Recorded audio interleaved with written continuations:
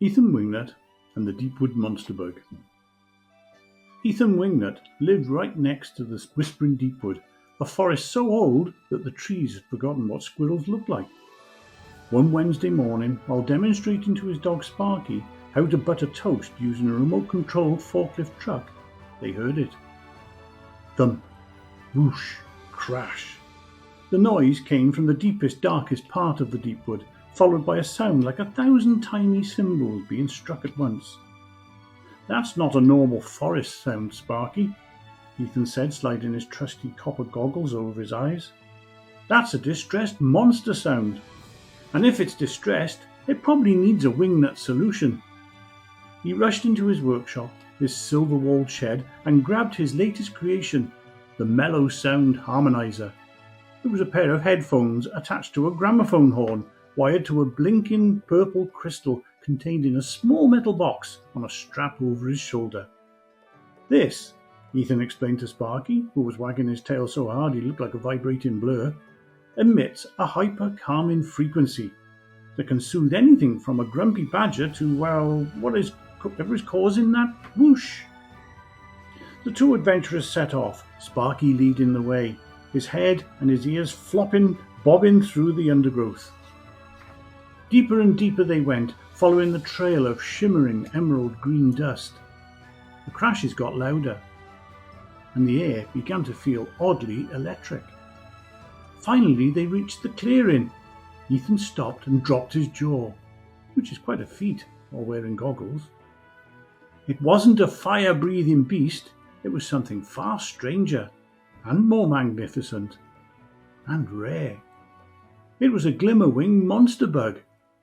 It was the size of a small car, covered in deep forest green scales, with 4 massive translucent wings that shimmered like stained glass. Every time it moved, it scattered emerald dust into the air, and its 6 long antenna-like legs ended in tiny mechanical-looking gears. The creature wasn't attacking, it was stuck.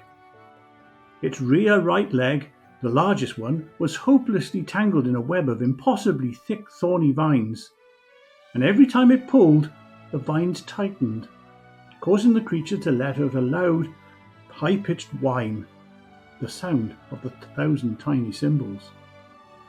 "It's not angry, Sparky," Ethan whispered, pulling the Mellow Sound Harmonizer over his own ears.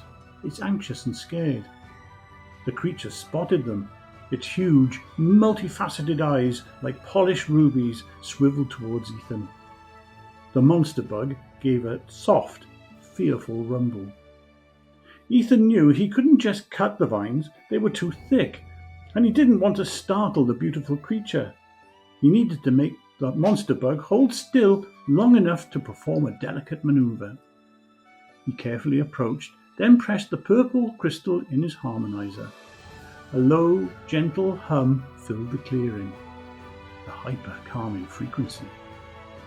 The sound was smooth and steady, and it felt like a soft blanket settling over the anxious air. Immediately, the monster bug's struggle stopped. It lowered its immense head, its antenna relaxing. It was still, calm, and trusting. Now was Ethan's chance. He quickly dug into his pouch and pulled out the miniature reversing gear grippers, a pair of tiny motorized tongs he'd originally designed to retrieve socks from under his bed. Working quickly but gently, Ethan used the grippers to reach under the tangled vines. The vines had wrapped round the monster bug's leg in a knot that was mathematically perfect and perfectly terrible. Instead of pulling, Ethan used the grippers to slightly untwist the mechanical gears and the monster bug's leg, allowing the tension in the vines to release just enough for him to slip them free. Pop! The leg was free. The glimmer-winged monster bug slowly stood up, flexing its 6 legs. It turned its ruby eyes back to Ethan. Instead of a roar, it gave a soft, musical click and gently tapped one of its massive, shimmering wings against Ethan's shoulder. A giant, silent thank you.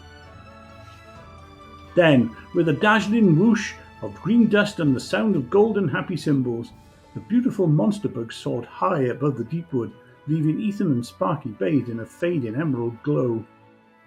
"Well, Sparky," Ethan said, dusting himself off, "that was a lot easier than getting socks from under the bed, but I think I need a smaller mellow sound harmonizer for regular use."